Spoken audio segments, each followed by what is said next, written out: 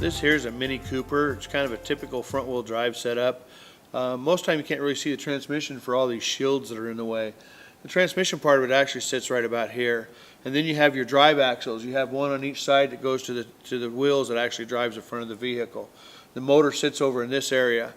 So yeah, once you get all these shields and stuff down, then you can get better access to the transmission to work on it. Here's the transmission pan. This is what we usually drop when we're doing a service on these. The axles.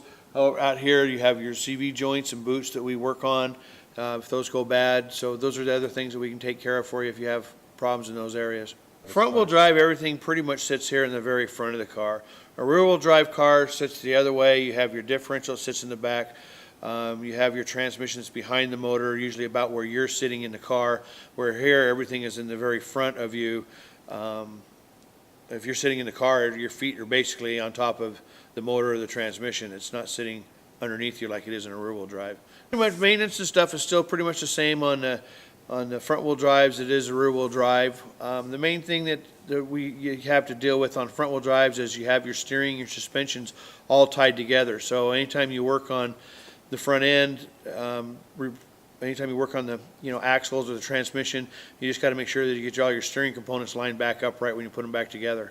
So when you put it back in, everything will shift, and sometimes you go down the road and also your steering wheel is like this. Well, you know it wasn't that way when it came in. So you got to loosen everything up and shift it around so the steering wheel is back straight again. And this is kind of a typical rear wheel drive vehicle. This actual one is actually a four wheel drive. You have your transmission that sits here, the transmission pan. You have the transfer case that's located here. Then you have not only your rear drive line and rear differential, you also have a front drive line with a front differential. And four wheel drives, obviously you can go front wheel drive or four wheel drive. It's very similar, it's the same setup on an all wheel drive, other than your transfer case works all the time, just as your transmission works. So you got four wheels turning all the time, where in a four wheel drive situation you can engage or disengage the front end as needed. On a four wheel drive, we work on everything. We work on the transmissions, work on the transfer cases, both front and rear drive lines, both front and rear differentials.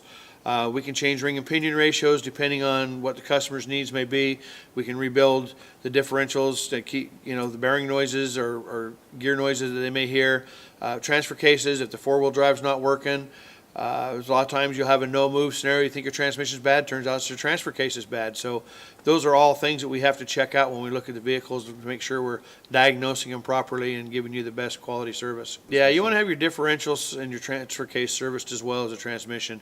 About every other time you want to change the oil in the transfer case. It's usually just a drain and refill. It's real simple. Same with your differentials, front and rear differentials.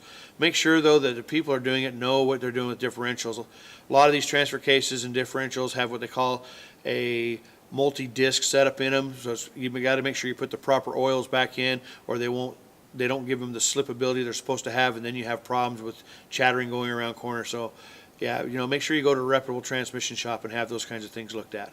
Once the transmissions come out of the car, we put them on our teardown bench. This is a typical rear wheel drive. Everything sits in line. This over here is a typical front wheel drive. You have your pump and stuff's here. Your axles come out of this end. There's also an axle end out on the other end. Once we get them on here, we tear them apart, assess the extent of the damage, and that way we can give you a fair price on what's going to cost to rebuild the transmission down to the last penny, so that you're not paying for things that you don't necessarily need to have done. This is the torque converter. This is what bolts to the back of your motor. This is what actually transfers the torque to the vehicle to help make it move. This is what helps build up your fluid pressure, all those kind of things. What drives the pump that actually makes the transmission move. Most transmissions nowadays on these newer ones, they have lots of electrical connectors because everything's computer controlled and it runs off electronic components.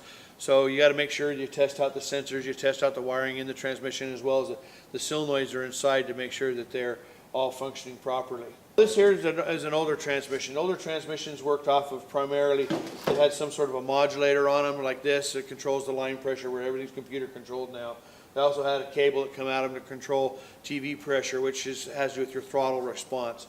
Everything on these transmissions is pretty much driven by a cable or by a linkage rod of some sort, where pretty much everything on the newer transmissions is just like everything else. It's all drive-by-wire. You have different modules and different components, so as you select things to do, it does it for you. We have a wide range of experience, whether you drive a 1940 Model A or you drive a brand new 2010 GMC Jimmy.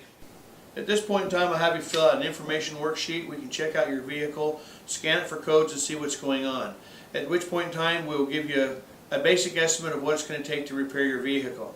Once your vehicle is repaired, you'd see me back here again at this location where we go ahead and take care of the bill on your vehicle. We also have ATRA warranty that's available that you can opt for at that point in time if you're worried about a nationwide warranty or not.